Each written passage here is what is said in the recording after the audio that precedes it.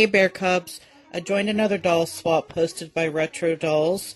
This theme was Pokemon. My partner was Inix Customs on Instagram, and she gave me a list of Pokemon she would like transformed into a doll, but her top pick was Alolan Vulpix. This Pokemon is the complete opposite of original Vulpix. It's an ice type. I knew I wanted to do a sweet winter Lolita look. The base doll is a Katrine Demew. She's perfect because she's white like Vulpix and has the cute little ears I need. I remove all her accessories and clothes. Then it's time for a haircut.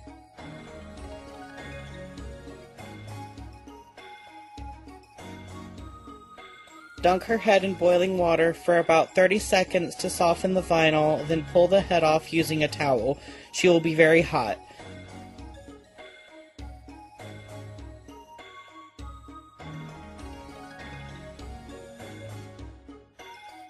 I'm always terrified of breaking the neck peg, so I probably pull more gently than I should.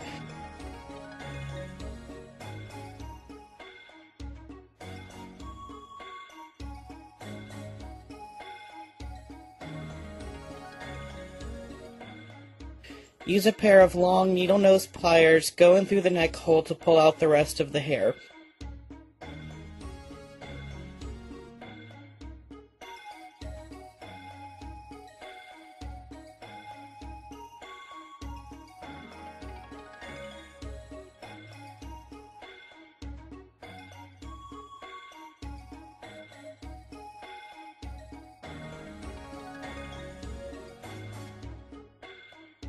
If it gives you trouble, make an incision in the back of her head to get better access.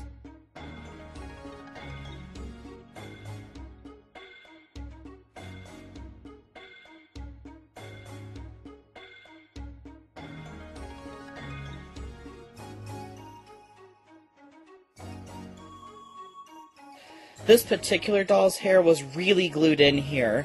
It took a lot of scraping, but she's finally bald. Glue the incision you made closed with some super glue.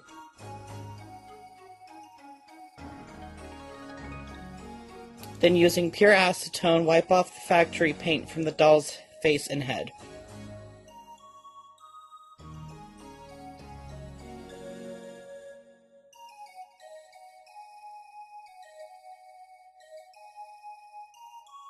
After washing the doll's head with soap and water, it's time to reroot. A rule of the swap is you have to use hair from Retro Dolls' shop. I picked out this lovely white called Snowflake Saran. Take a small section of the hair, loop it on your finger, slip it onto the Reroots Tools needle, mine is from RestoreDoll.com, then plunge it into an existing hole on the head. Repeat until you reach the part.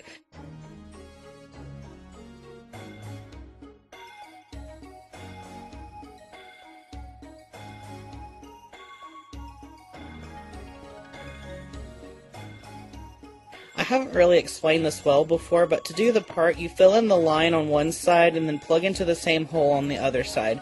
One hole in the part will have 2 plugs of hair. To seal in your hard work, squeeze Fabri-Tac glue in through the neck hole and feel around with the nozzle to touch all the plugs.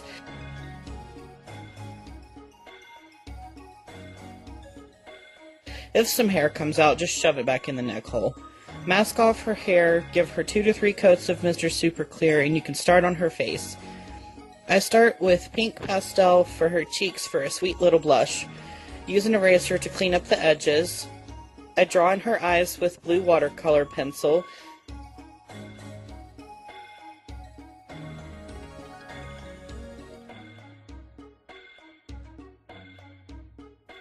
And sketch in the winged eyeliner. Using a pink watercolor pencil, I sketch in the waterline. Rather than give her human-like eyes, I really wanted to duplicate Vulpix's eyes for this doll, so I drew in the dark part of the eye first. I sketch in the eye crease with the same blue. I color in the lighter part of the eye.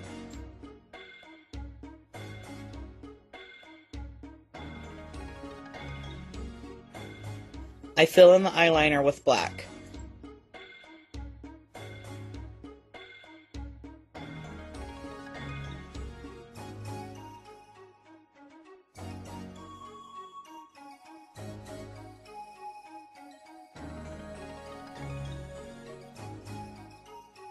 Then using light strokes, I sketch in the eyelashes.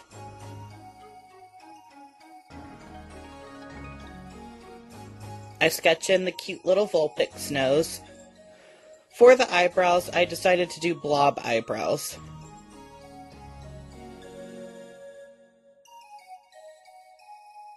And using the pencils as a guide, I break out the acrylic paints to brighten up the face.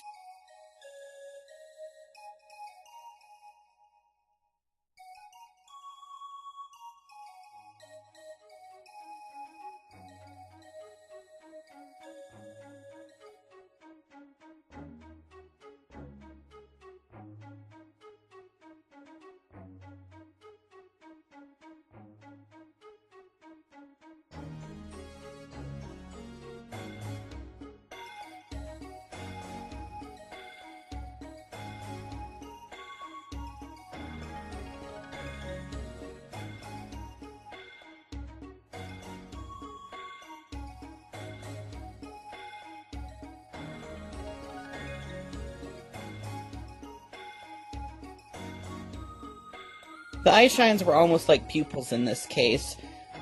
I also took the white paint to add teeth for a cute little open mouth look. Once the paint is dry, spray another layer of Mr. Super Clear. Then using Sculpey Gloss Glaze, finish up her eyes, lips, and nose for a wet look. I curled her bangs for that poofy bang Vulpix has, and at this step I wasn't really sure if I wanted to curl her hair, but I ended up going back and doing so.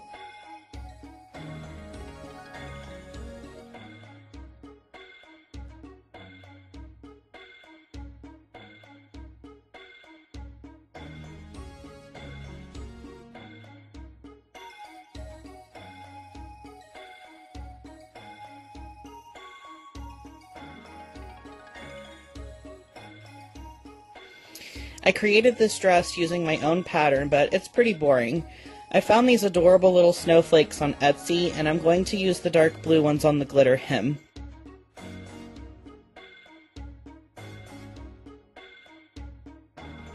I just glued them on with Elmer's glue wall.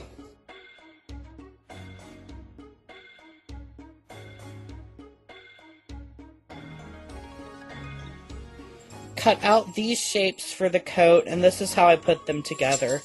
I hand sew everything.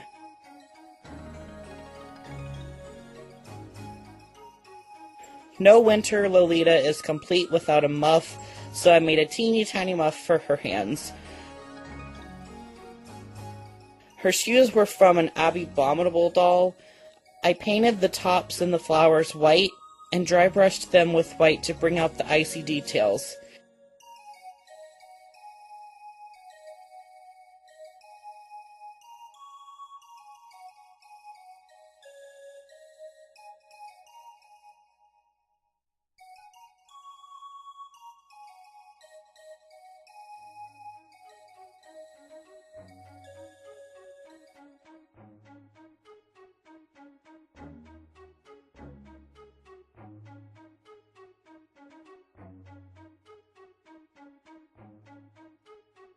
Now, in my excitement, I forgot to take pictures of this doll. These were the only two I took. I will make sure to remember to take pictures next time, but I'm sure her new owner will take pictures of her. Thanks for watching!